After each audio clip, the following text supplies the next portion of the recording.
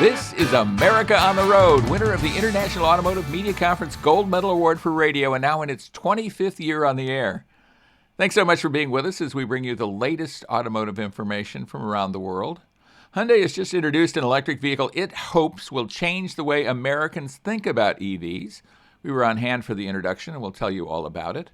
America on the Road is brought to you by Mercury Insurance and DrivingToday.com. If you're looking to save some money, you should switch to Mercury for your auto and home insurance. Californians save an average of $670 with Mercury, so imagine how much you could save. Get a quote today at mercuryinsurance.com. Hi, I'm Jack Nerad. With me is co-host Chris Teague. Chris is based in Maine. We were just discussing the heat that has come into Maine today as we're recording. What's going on weather-wise there, Chris? Yeah, I always love our weekly weather reports. Yeah, today's going to be quite warm. I think we're going to hit almost 90 degrees. And so here in my very, very old 241-year-old house, it's quite interesting with no air conditioning and all that. So the first warm day of the year is always very interesting here, especially in a new house, because it kind of wakes up all the smells and the creaks and the bangs in the house. So we'll see how it goes. Oh, that's got to be so cool to live in a historic house like that, in a historic state like Maine with so much history around you and so much beauty. It's got to be terrific. So good for you. Yeah, it's great until I want to paint the outside of my house and then have to get it approved by several committees. So we'll see how that goes too. I wouldn't have expected that to happen, but who knows? I guess are you in a historic building that requires you to paint it in historic colors?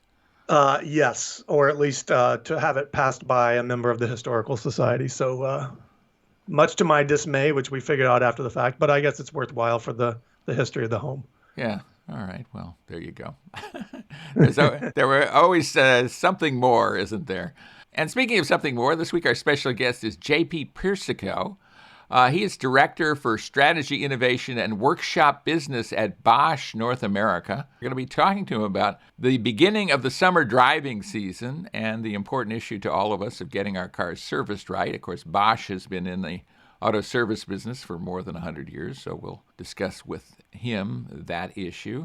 In the road test segment, Chris will take a long look at the 2021 Jeep Wrangler 4xe, their plug-in hybrid Wrangler. That'll be interesting, don't you think, Chris? I agree. It's quite an impressive vehicle. Yeah. I had a chance to drive it outside Austin, Texas, and now you have driven it for a week, so we can have a nice discussion about that. I was driving the 2021 Dodge Durango SRT. This is an SUV that even guys can feel good about driving, and I'll tell you other things about it when we come to the road test segment, which is coming up. But before we do any of that, let's talk about the latest in automotive news. I think both Chris and I were on hand to witness Hyundai introduce the IonIQ5, and it's more than just a vehicle introduction for them. This crossover EV is, in Hyundai's world, trying to transition the company, the way people think about the company, from being a maker of reliable transportation cars to a provider of smart, ecologically responsible mobility solutions. You saw the introduction. What do you think about that whole thing that Hyundai's putting together there? I think it's great, and I think they're approaching it in a smart way, given their plans for the future. This platform that they have can be expanded in a number of different ways. But this first model out of the gate, I think they focused on some of the things that people sort of cite when they don't want to buy an EV. So I think good on Hyundai for doing those things that they did. Yeah, I think you're absolutely right. They identified the things that might cause people to reject EVs and then try to address every one of them. The number one issue, of course, is range anxiety, and they address that with long-range batteries. They provide as much as 300 miles of range on a charge, which is pretty cool. I think a lot of people won't opt for that vehicle, though. They'll opt for the other one that maybe a little zootier that has 244 miles of range. That's the two-motor all-wheel drive model of the IonIQ5. If you get a single-motor two-wheel drive version, you get 300 miles of range on a single charge. This is the thing that really impressed me, Chris, and I want your take on this too, is this fast charging capability. They say that with a 350 kilowatt charger, the vehicle can charge from 10% to 80% in just 18 minutes. I mean, that's getting to the point where it's almost like pulling into a gas station. Of course, none of us spends 18 minutes in a gas station, but still, that's pretty impressive. I agree. And if you look at, some of the figures from other automakers, they're quoting similar range increases from 10 to 80, something like that, but it takes 30, 45 minutes to get there.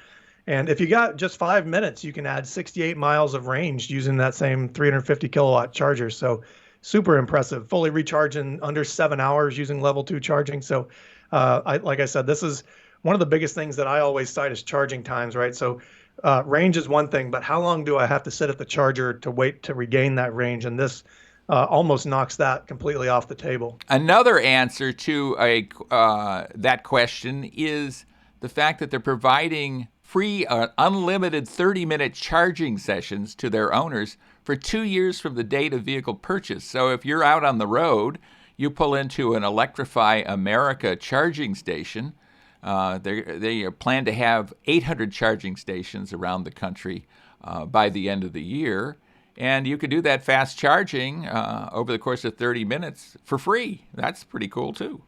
Yeah, and one of the things that I really liked about it, and it's not really related to charging, but the fact that the IonIQ5 will be able to recharge any electric device. So if you've got an electric scooter, a bicycle, camping equipment, I guess if you really wanted to take it to a construction site, you could power small equipment there. But the best thing about this is that, I guess the neat thing about this is that you'll be able to power another EV. So if you run across your buddy in a Tesla and you want to get a laugh in on him, you can help him charge his car up if he's out of battery. So, yeah, you could be charging up his car while you uncharge yours. Maybe you can meet in the middle somewhere. This is the thing that also I found really interesting, and I'm wondering how they execute against this. And that is the alternative ownership model. They're talking about vehicle subscription for the IonIQ5 and letting consumers try out the vehicle for as short as a period of 1 month is what they talked about in the after unveiling press conference. I'm wondering how they do that. I mean, what they might end up with is a bunch of used IonIQ5s, and I don't think people in the subscription model are looking to have a vehicle that has 2 or 3 months worth of use on it as part of their subscription. But I could be wrong. We'll see how they execute against that. What are your thoughts about the subscription model and the try it out thing? Yeah, I mean, I think it's cool from a buyer standpoint. I mean, what have you really got to lose if you can turn it back in 30 days or a couple of months? Well, there's really not a lot of downside to that. But for Hyundai, and I always wondered about this with other vehicle subscriptions, like was it Care by Volvo or the other subscriptions that are around, is what do they do with those vehicles? Where do they go when they come back? How are they resold? Is it being sold at a dealership? Can I go buy a certified IonIQ5 with 1,500 miles on it a couple of months down the road? But again, it's kind of a win for consumers, but it'll be interesting to see what they do with the sort of leftovers when they come back in. Yeah, I asked just that question at the press conference that followed the unveiling, and they said they had a plan for it. They weren't specific about what the plan was, and it strikes me, and I could be wrong, maybe they have a perfect plan, and they're just not revealing it to us. But they have that all planned into the whole program here. I'm not certain how they do that because the subscription model has really not caught on. A lot of people have tried to have people subscribe to cars. It just hasn't worked, but maybe Hyundai can make it work. Certainly the IonIQ5 is a very interesting vehicle, a breakthrough, and we'll see if it turns people's perception of Hyundai around. Hyundai had a pretty good reputation before, but I think this will change it pretty significantly and for the better. I totally agree. I can't wait to see what happens with it and to get behind the wheel of one. Yeah, absolutely true. They'll be out there later this year, so look for that, the IonIQ5. And here's, I think, an interesting item. Audi says that Lamborghini is not for sale. Our Volkswagen Group has mentioned there have been some rumors. Let's put it this way. There have been some rumors that Lamborghini, the Lamborghini brand, was up for sale. It is owned by Volkswagen and associated with Audi. And now there's a denial that it is up for sale. So As we were speaking before we went on the air here, this strikes me as something like offering a vote of confidence to a football coach or a basketball coach, and then 3 weeks later, that football or basketball coach is fired. What's your take on the Lamborghini sale rumors? Well, I totally, we did talk about that. I agree with the statement of confidence, and then maybe down the road things aren't quite as they were in the press conference or in the statement. But it's hard to see how another auto group or auto company could take Lamborghini and do what Volkswagen Group has done with it. I mean, they've got such a deep parts bin and such a deep bench of other vehicles that they can share technology across, and it's really been to the benefit of Lamborghini, not only for the speed but for reliability and just build quality overall. And they've been able to build, the Urus SUV from a lot of Audi parts underneath. So, like I said, it's hard to imagine that another auto group, unless it's someone or a company as large as Volkswagen, could take it and do what Volkswagen has done with it. So it'll be interesting to see, but I hope they don't sell it, because I think like I said, it's been to the benefit of Lamborghini, especially as they move towards electrification. What they might do is spin it off as an independent company and then do an IPO, a public offering, selling stock in it as an independent company. And that could make the Volkswagen Group some money. So that might actually happen coming forward. We'll see what happens on that. I thought that was interesting news, that denial. And when we come back, we're going to be doing some road testing of some very, very interesting, fun vehicles to drive. The Jeep Wrangler 4xe, the plug-in hybrid, and the 2021 Dodge Durango SRT. So stay with us for that. With Chris Teague, this is Jack Nerad right here on America on the Road. Welcome back, everybody, to America on the Road. This is Jack Nerad along with Chris Teague with you, and it is road test time, one of our favorite portions of the program. I think we established last week that this is Chris Teague's favorite part of the show. Chris, tell us why you like road test time so much.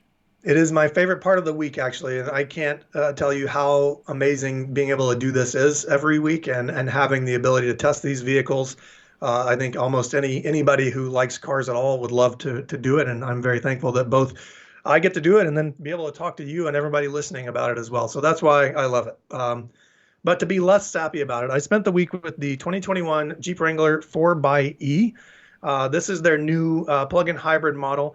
It's powered by a 2.0 liter turbocharged four-cylinder engine and electric motors for a combined 375 horsepower. And this number is really impressive, 470 pound-feet of torque, which I believe is actually more than the V8, the new V8 powered Wrangler, the 392. So, and all of that is available off the line, which is great for slow speed off-roading. So really great configuration by Jeep. I think they've done a good job integrating it into the Wrangler sort of body, the Wrangler attitude.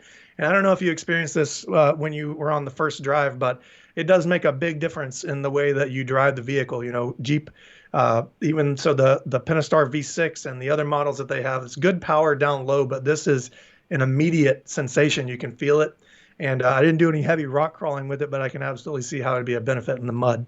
Yeah, it's a big benefit, and I did some rock crawling in it. And it's interesting to do rock crawling essentially silently, because you can do it on all electric power. And as you say, you have that immediate, immense amount of torque. They had us climb some rock walls. I mean, they literally looked like walls. So when you looked at them, you went, oh, we're going up that? And I've been on enough Jeep events to know, yes, you will go up that, and it's no problem. But it's very daunting when you look at it. But the 4xe just made very short work of it, made it very, very simple. So you're absolutely right. Yeah, we took it through some pretty deep mud, and it 10.8 inches of ground clearance. So this was the Rubicon trim that I tested, and it matches its non-electrified cousin's ground clearance at 10.8 inches. So plenty of ground clearance. It's got the Jeep, the shortish wheelbase, so you can definitely maneuver it the way that you need to off-road. This vehicle has a starting price for the Rubicon trim of around $52,000, just a little bit less than that.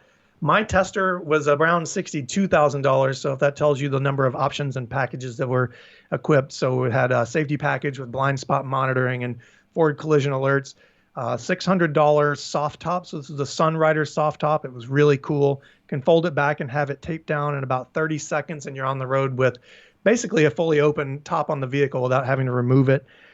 Very comfortable ride. I think, I drove it all the way here from Boston. I went down to an event and picked it up and drove it about 2.5 hours north after that, and seemed to be just about the most well-behaved Jeep of any type I've driven on the highway. And I say Jeep, so between the Gladiator and the Wrangler, very well-behaved on the highway.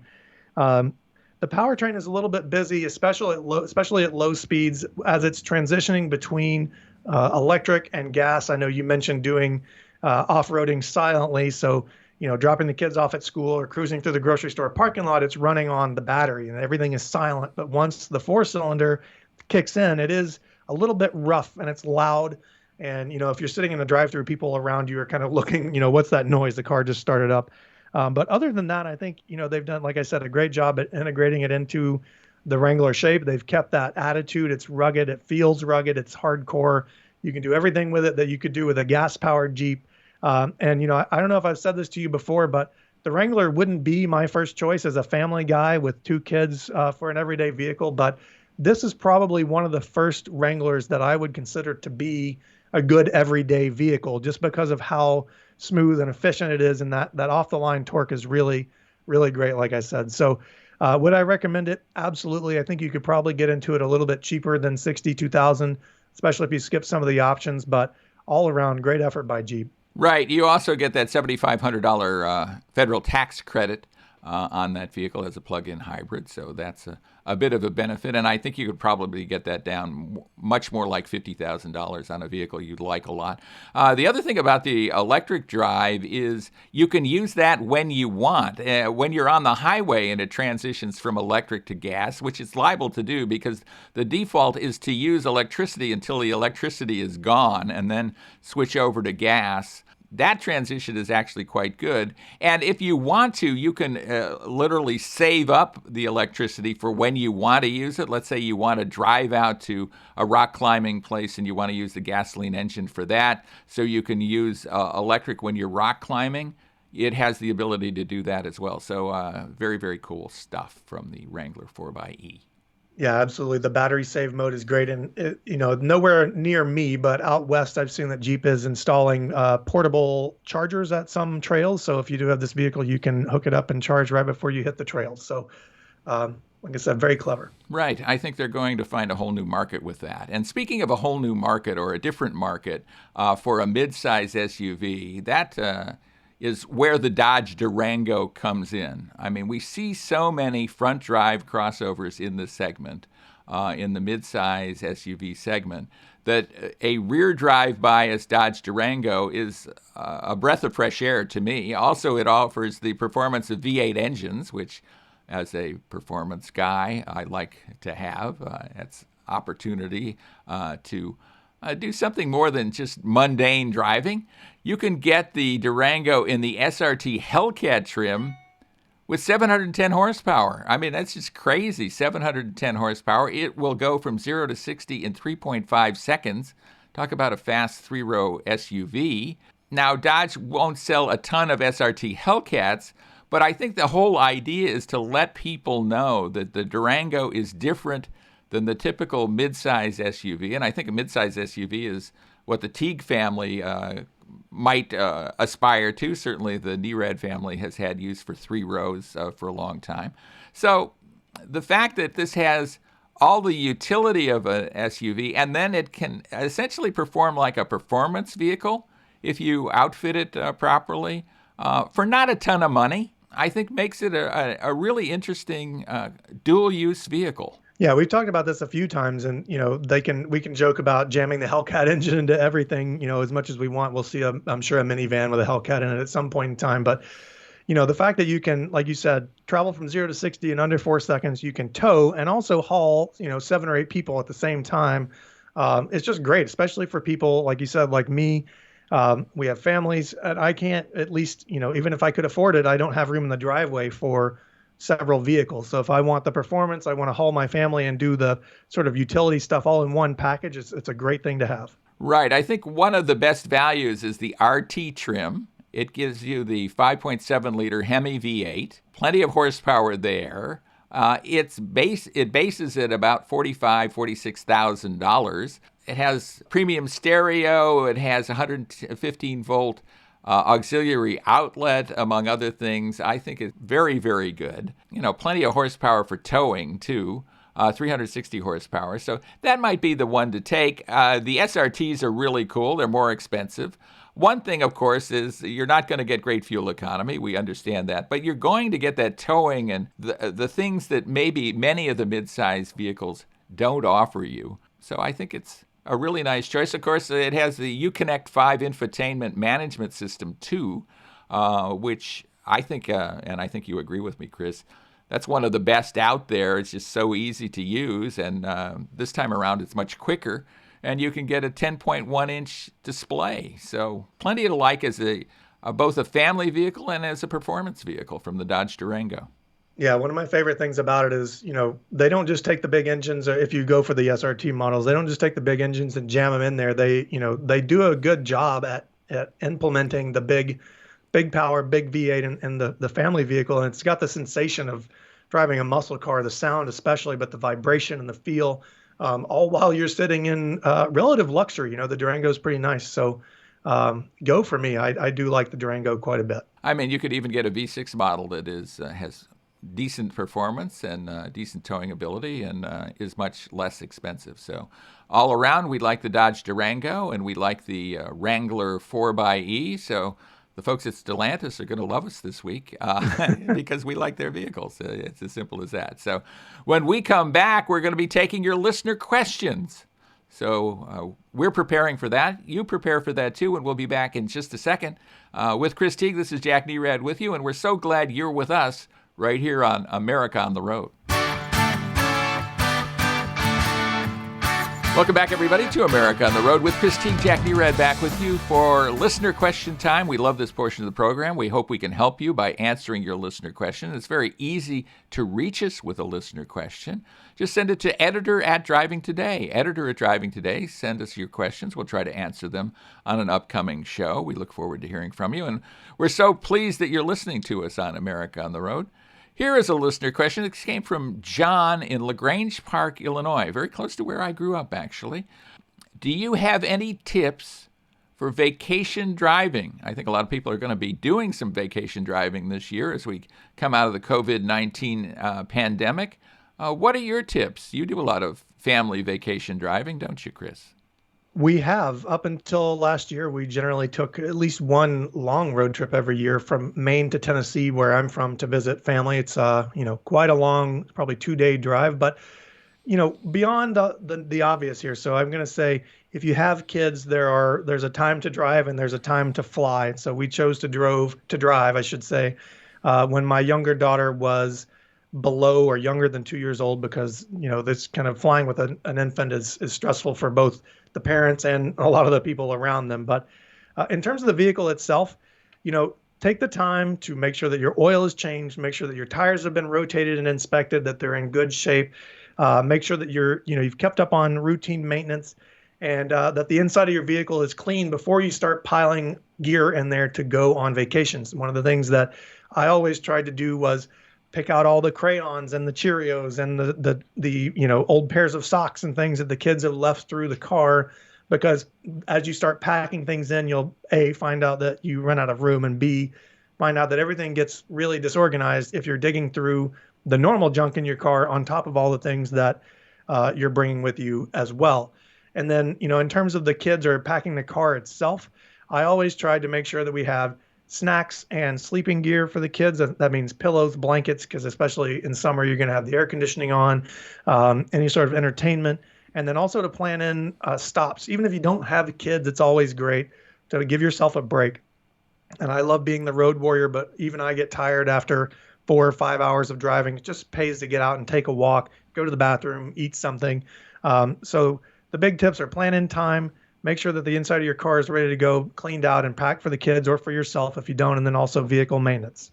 Absolutely. And on the vehicle maintenance score, I think a lot of people wait until right before they're going to leave on a trip, and then they get the maintenance done or they get whatever repairs need to be done. And I would suggest maybe you do that a week or two before you're going to take the trip, rather than getting the car back from the service department and then heading right out.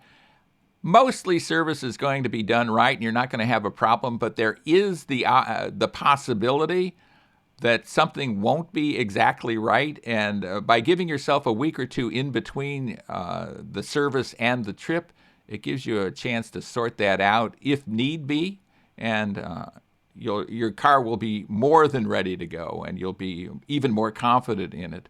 I would also say when you pack, be careful how you pack the stuff into the car.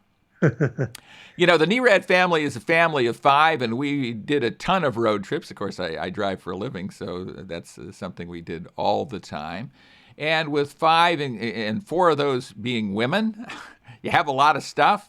And accessing the stuff easily is important, too. You don't want to unpack the entire car to get something out from under 4 or 5 suitcases that is needed as you're driving, right? I mean, you don't want to pull over the side of the road and start unpacking and then totally repacking the car. So be careful about what's on top, what's underneath, what you can not afford not to access over the course of a day or even a couple of days. And then maybe you want to pack a bag. If you're staying overnight in a motel, maybe you want to pack some stuff that you will just take into the motel that evening rather than unloading the entire car and then reloading the next day. Yeah, that's a good point. And, you know, if you have an SUV or a minivan with kind of an open cargo space, you want to make sure that you're not going to slam on the brakes and have a suitcase land on yourself or your kids or anything while you're driving. But I do like your point about the sort of overnight bag, which is something that we do when we drive to Tennessee, especially because, like I said, we drive for over the course of 2 days. So that's a really great tip. Yeah, well, there you go.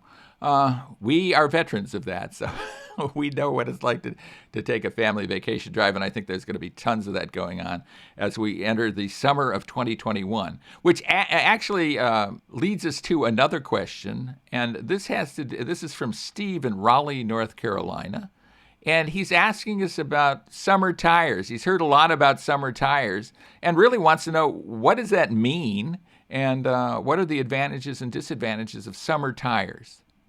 Yeah, summer tires, you could also might see them called summer performance tires or high performance tires. They're generally a type of tire with a rubber compound that is softer than winter tires or even all season tires, which means that when it's warm outside, that compound is more likely to grip into the road and give you better traction.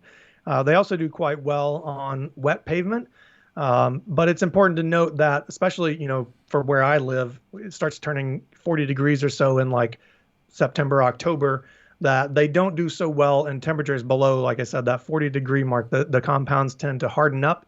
And in some cases, if it's really cold outside, they can crack and damage the tire. But they're really meant for, just like I said, summer or warmer weather. Where you live, Jack, you could probably drive on summer tires year round. Is that right? Probably so. We're really unlikely to get any snow or really inclement weather here in Southern California, so that's pretty likely.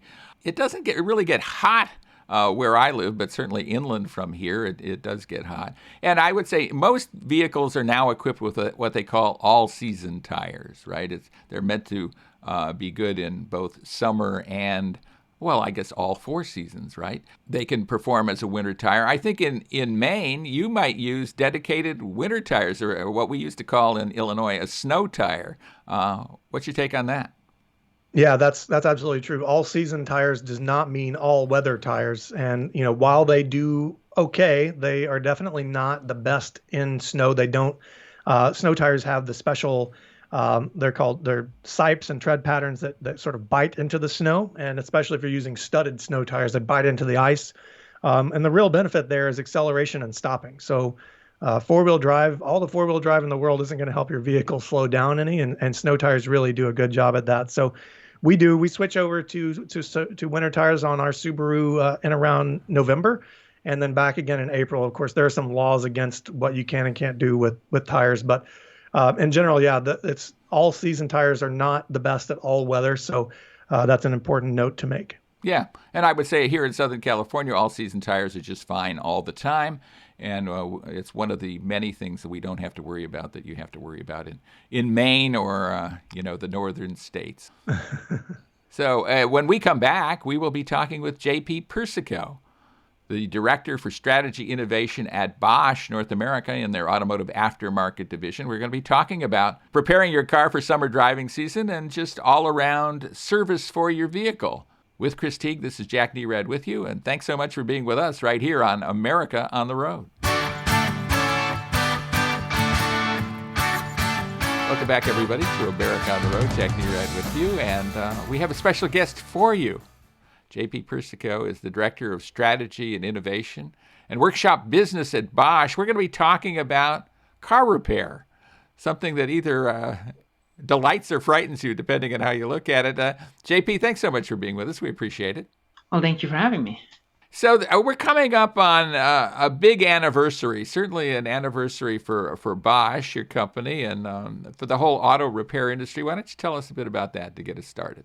Sure, love to. So Bosch has an automotive repair network called the Bosch Car Service Network. And this automotive repair network has been founded 100 years ago back in Germany and has been for quite some time here in the United States, almost 40 years. And we're really excited to celebrate with our network here in the US and worldwide this milestone, and really look forward to another 100 years in automotive service and what we as Bosch can bring to this craft to better bring our cars on the road, keep them on the road, and really have people enjoy the best quality service out there. Well, Bosch really established a name for itself as a reliable place to get your car serviced in Europe.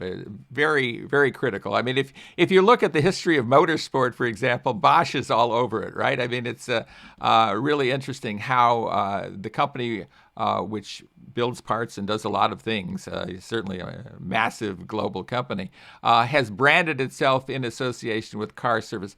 Tell us a little bit more about that, would you, JP? Sure. I mean, naturally, as an original equipment manufacturer, we are really close to all of the cars being produced worldwide.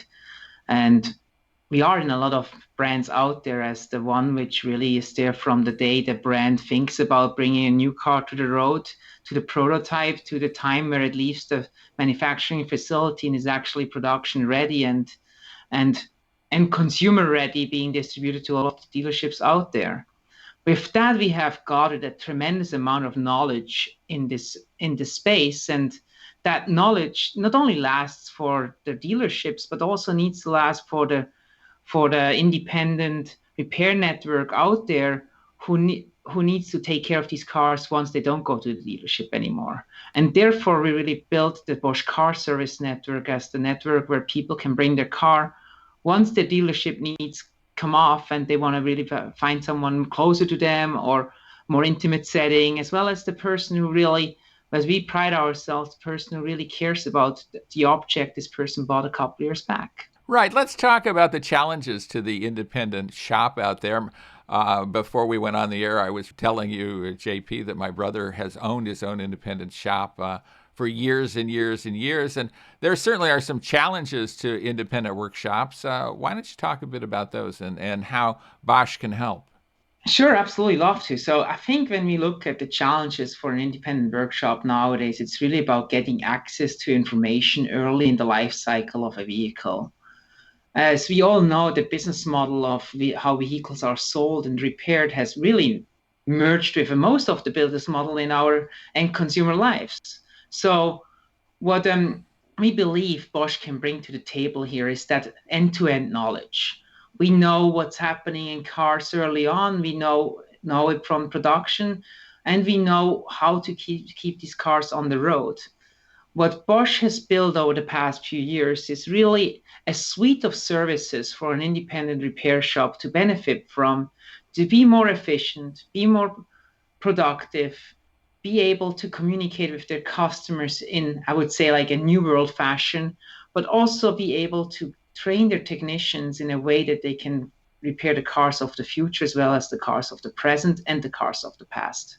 Why don't you dive into that a little bit more? I mean, certainly getting access to information is a critical one, and I know a lot of auto manufacturers want to keep information about their vehicles close to the vest, very proprietary as long as they can. They'd love to have that service customer as long as they can possibly have that customer. But it's important for independent shops to have that information so they can do repairs properly. Tell us a bit more about that, would you? In general, the notion you're talking about, I would say, is really well covered by legislation and the right to repair. So independent repair shop can always get information to repair a car.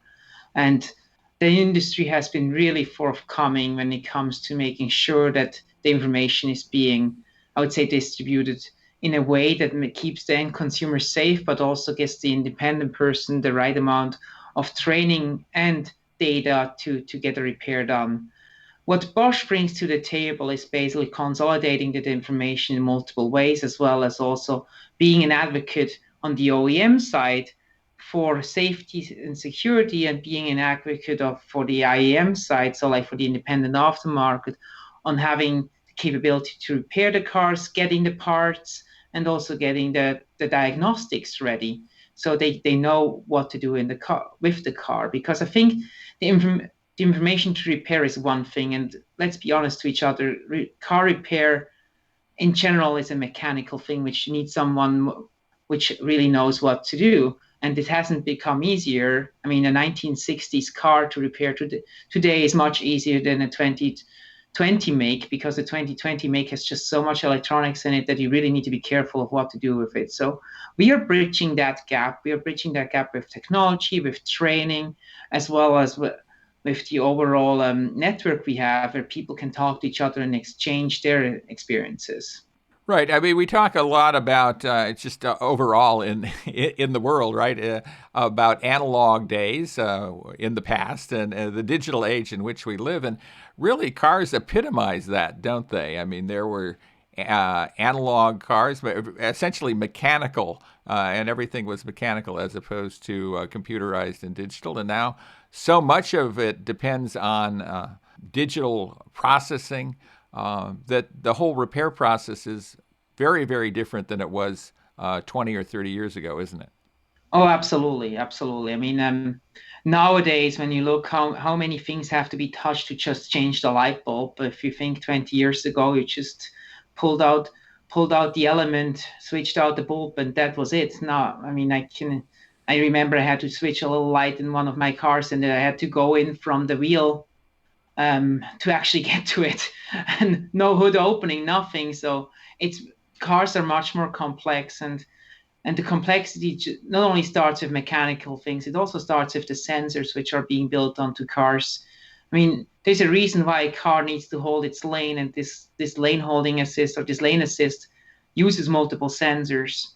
We at Bosch believe that the emergence of technology really starts early on, and we therefore build a lot of tools around the car to make sure that someone can repair it. So that if a car gets into a collision, or if you need to do a repair, that also that system who manages the car's safety is always being audited and well maintained. And we've built systems such as an ADAS calibration tool or our diagnostic tools, which support the technician in having that, I would say, that emergence of technology within the vehicle being eased, as well as also bridging the gap from having it only mechanical to really a digital age. I mean, nowadays you don't even talk about technicians anymore. You talk about the mechatronics, and so it's really become different. Yeah, and you're well positioned to do that, aren't you? Because Bosch is such an important supplier to the global industry and on the leading edge of OEM original equipment parts, that it makes sense that you would have the expertise that you can then pass on to the independent auto shop. Yeah, we are, with the heritage of our company, extremely lucky to have maintained our relationships over these decades, or over 120 years, on really working with OEMs on building cars. Therefore, the parts coming out of these cars are also being released in the aftermarket for you and me to install if we want to go to a retail store, or for a technician to install if they want to get it from their wholesaler. And we're really proud of having a really good portfolio out there. Being original equipment on many makes and models gives us the advantage of keeping the quality on a high standard. We truly believe that the quality is in our DNA, and we don't want to danger it or put it in jeopardy by not getting the best part out there. Well, and certainly the consumer wants to get a good repair, right? I mean, they want a reliable repair. They don't want to have to go back. They want the job done right the first time. Tell us how the consumer can identify a good independent repair shop. That's a great question. I think at the end of the day, it's a lot of technology. What technology has brought to us to end consumers is a transparency. When you look at a good repair shop, make sure you look at the ratings and reviews. Make sure that they're talking about certain certifications. Make sure that when you call them the first time, that you actually have that feel that the person cares about you. Because we really, when we look at our network, at the Bosch Car Service network, we pride ourselves to have such individuals completely representing the Bosch brand, but also their individual brand towards the consumer with the best attributes. When we talk to these people who want to join us, they go through rigorous tests and rigorous qualifications to become a Bosch Car Service Center, and we do that in the way not to protect ourselves as Bosch, but we want to protect the end consumer to get the Bosch name always represents the highest quality, and therefore we want to make sure that they get it when they visit our Bosch Car Service. And the end consumer really should think of how they're treated when they are in the shop. Do I still get printouts, or do I get a text message? Do I get things digitally, or do I still have to do a lot of physical, I would say, like interactions, which are maybe more cumbersome to my day? We truly believe that your workshop experience should be seamless. You should go there, drop off your car, be able to do whatever you want to do. If you want to sit there in the waiting room, our Bosch Car Service centers have beautiful waiting rooms. If you want to go home, our centers are equipped with the latest technology, which can reach out to you and tell you what's happening with your car step by step, where you can pay, approve, or deny any work order you want. And I think we really believe that freedom should be given to people. And lately, we needed that freedom. We needed to be able to have this remote approval of work done on our cars or remote payment. So we are really happy that our network can provide that to our customers. Yeah, and of course, service centers were regarded as essential services. They certainly are still being regarded as essential services. So a lot of people, like my brother, for example, worked right through the pandemic every day repairing people's cars. And I think, as you say so rightly, a technician really has to have the person's best interest, the customer's best interest in mind, as opposed to just doing a repair on an object, right? I mean, it's helping somebody is really the basis of being a good repair person. Absolutely. I think at the end of the day, that trusted relationship means a lot, because you're going back onto the street and you want to be safe while driving. And sometimes I think like technician visits like workshop visits are looked like visits to the dentist. And don't get me wrong, I really appreciate all of dentists too, as much as I appreciate also all of our repair shops are doing. But people have this notion of, oh, what could come after? Oh, am I going in for a brake change? And then they're telling me I have to do wheel alignments. Additionally, I have to do, like, my AC is failing. I have to do a flush. A $100 work order can become much more all of a sudden for people. So that's where they're like having this like resistance in going into a workshop. And I think by being able to transparently educate the customer on what is happening to their object, to have this exchange being facilitated through the means of tools which are used nowadays. This means like sending them a link onto a website where they can see a video of what's happening to their car, sending them a text message with a easy approval button, things like that. Things I'm used to from my bank, I should be used to at my workshop as well. Because if you think, my bank has way more rules to handling my money than the workshop has to handling my car. And that's where we pride ourselves in our network, that we are really bringing our network to that digital transformation. Tell us a bit about how a independent repair shop becomes a Bosch Car Service affiliated shop. Happy to do so. I mean, it's you go either on boschcarservice.us, which is basically the place where you can find all the information of who are we, what do we expect, but also how to get in contact with us. But at the end of the day, we have a really personalized step-by-step process to guide the individual workshop into becoming a Bosch Car Service.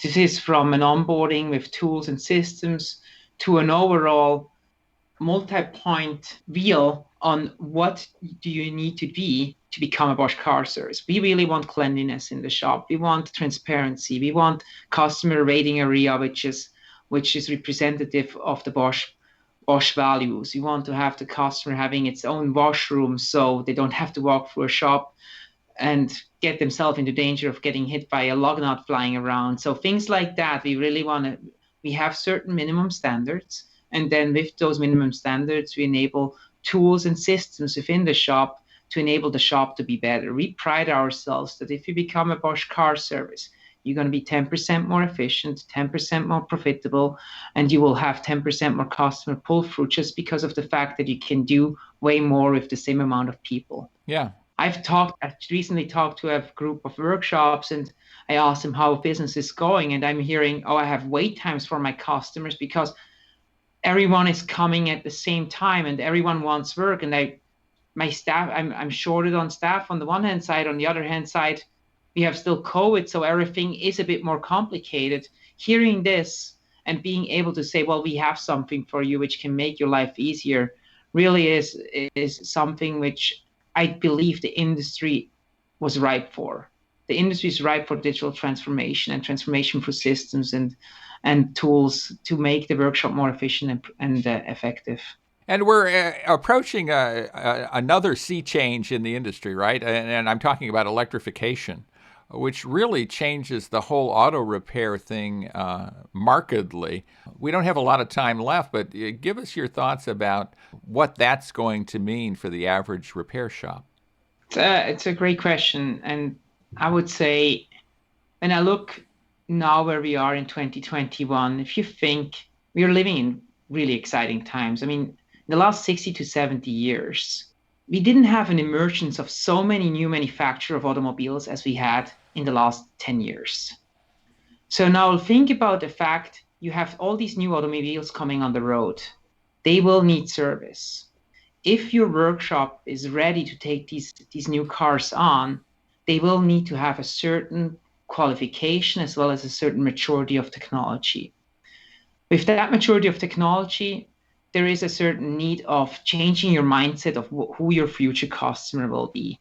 I truly believe that we will see a change in the industry where customer and ownership change is a big trend, and we see it already today where we see so many assets are being shared and not owned anymore by only one single person, or one single person owns it but shares it with so many more people. This brings a huge opportunity to the automotive repairs industry because it gives us the capability of taking on more and being more on top of technology. Most of these new OEMs will come out and will not be able to repair all of their cars on the road. It's just impossible because of the amount of assets needed to do so. And we have a lot of already, if you think about the supply is already there. So as an independent, you need to make the decision, do I want to be able to repair every single car on the road? And if so, what do I need to do from a training, from a systems, from an overall business approach to be capable of doing this in the future, to be capable to tailor to these new customers of mine?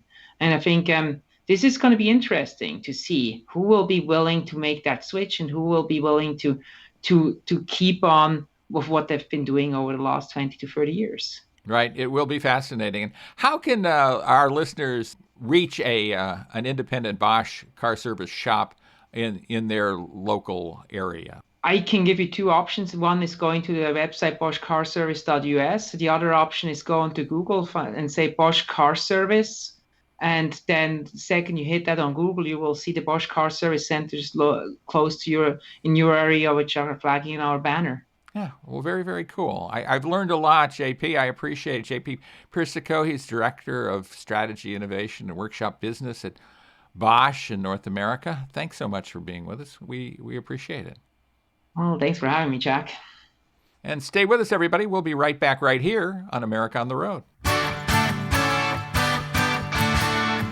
And that was our interview with JP Persico of Bosch, talking about servicing your vehicle, such an important thing. And of course, Bosch has been in the auto service business for more than 100 years. They're known globally for that, so we thank JP for being with us. And we always have to thank, and rightly so, Chris Teague for his able co-host duties with us. Chris, thanks so much for being with us, for giving us the weather report on Maine and your tips for summer driving. You're just full of information, this show, so thanks for being with us. I wish you could tell my wife that. She is frequently tired of my stories and lets me know that she's overhearing the same things many times, which I guess I understand. But thank you for having me. Thanks everybody for listening. I'll say that if you like what you heard and you want to hear more, please like us and subscribe wherever you get your podcasts. That will help us continue to grow and bring more people along for the ride. We'd love to have more people join us for the ride. I am also pleased to learn that your wife sounds like my wife. I'm pretty tired of my stories over and over, so I guess we share that as well. We'd like to invite people to join us next time right here on America on the Road. We want to thank Mercury Insurance for helping sponsor the show. You're so important as our listeners for listening to the show each week. We really do appreciate that. And if you like the show, please pass it along to another listener who you think might enjoy the show, might enjoy hearing two guys talking about cars. You might also want to pick up my book, The GR Factor, Unleashing the Undeniable Power of the Golden Rule. It's available wherever you buy books, at Amazon, Barnes & Noble, and local bookshops. So thanks so much for being with us. We really do appreciate it. For Chris Teague, this is Jack Nerad, inviting you to join us again next time right here for another edition of America on the Road.